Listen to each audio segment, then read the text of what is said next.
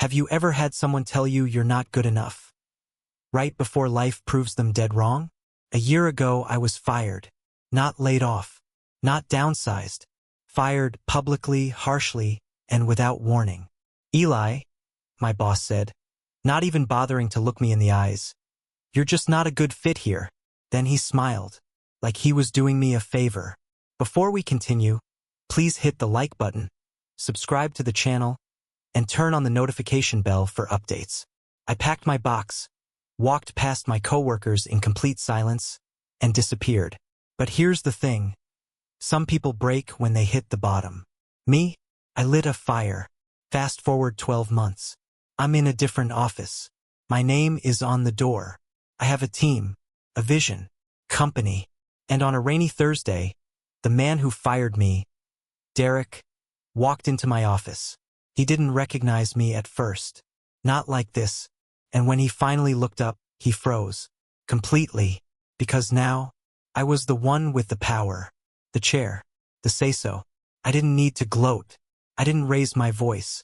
I just leaned back, looked him dead in the eye, and said, "Welcome back."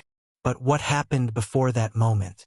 It's a story of betrayal, obsession, and the comeback no one saw coming. Have you ever had your future yanked out from under you in the span of a single sentence? I did, and it started like a normal Monday. The coffee machine was broken. My inbox was overflowing.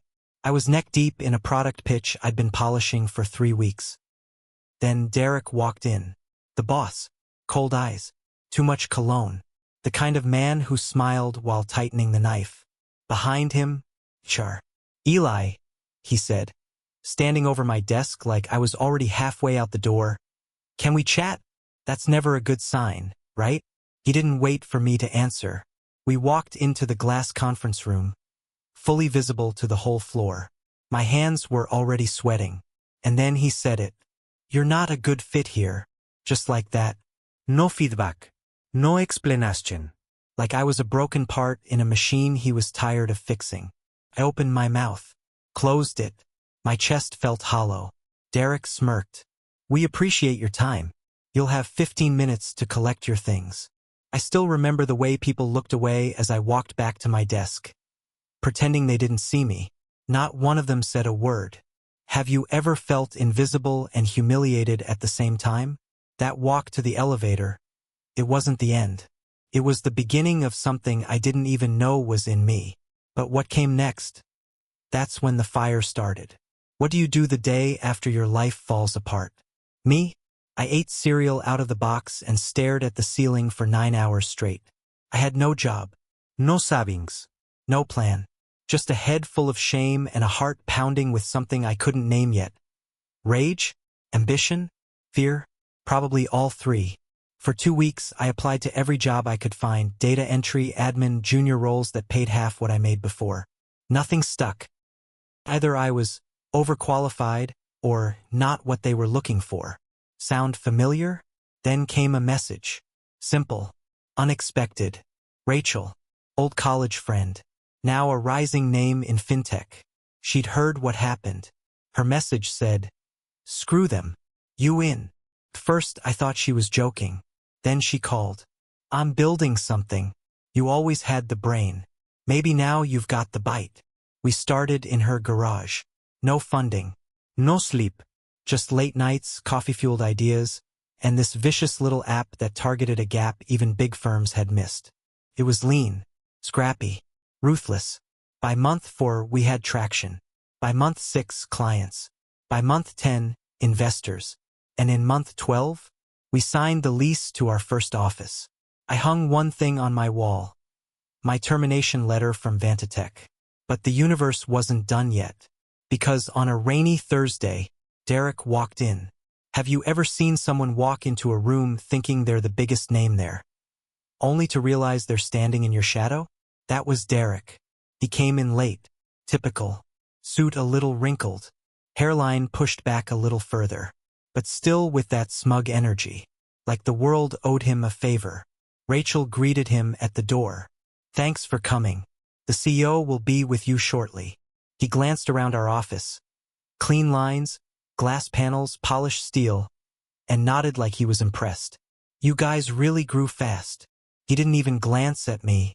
I was sitting at the head of the table reviewing notes. To him, I must have looked like the assistant. Is your CEO ready? He asked, looking at Rachel. She just smiled. You're talking to him. His head snapped toward me. That moment, priceless. He blinked once, twice. Ellie? I leaned back in the chair he once told me I'd never earn. Derek. Been a while. Silence. He swallowed. Hard. He tried to recover. Launched into a half-baked pitch about collaboration, legacy, synergy. Buzzwords strung together like a life raft. I let him talk. I watched his eyes. He couldn't even look me in the face. Then I spoke just once. Welcome back. He smiled weakly. But I wasn't done. Because the power shift had just begun. What would you do if the man who once humiliated you was now asking for your help? That's the question I asked myself when Derek emailed 2 days later. Subject line. Let's talk. The message. Desperate. Corporate sounding. But I could read between the lines. Vantatech is navigating a difficult transition. Translation. They were bleeding out. Losing clients. Investors pulling back. Rachel walked into my office with her arms crossed. You know you could destroy him, right? I knew. But here's the twist. I didn't want revenge. I wanted clarity. So I invited Derek back. He came in all hopeful, carrying a folder thick with graphs and half-finished projections. He started with flattery. You've really built something here, Eli. Then came the pitch. A merger could save both sides. But there was no both sides. We were winning. They were sinking. I listened, calm. Then I slid a single sheet across the table. A buyout offer. He looked up. Wait, you're buying us? I nodded. Your product. Your clients. Not you.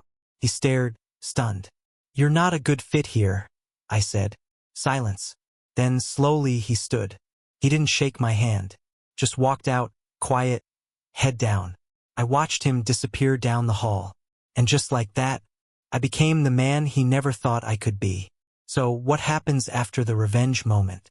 Here's the truth. It doesn't feel like a movie. No fireworks. No slow clap.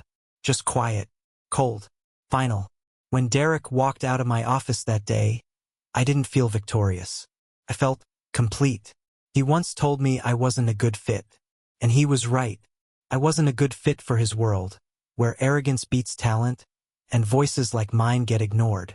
But out here, in the world I built with Rachel, I fit just fine. And the best part? I never had to raise my voice. I never had to yell. I just became someone whose presence spoke louder than anything he could ever say. You ever wonder what real power feels like? It's walking away without needing to win the argument because you already won the war. So if someone ever tells you you're not good enough, don't fight them. Outgrow them. And when they come knocking a year later, just smile, lean back in your chair, and say, welcome back. Hit that subscribe button if you love comeback stories that don't need revenge to taste sweet.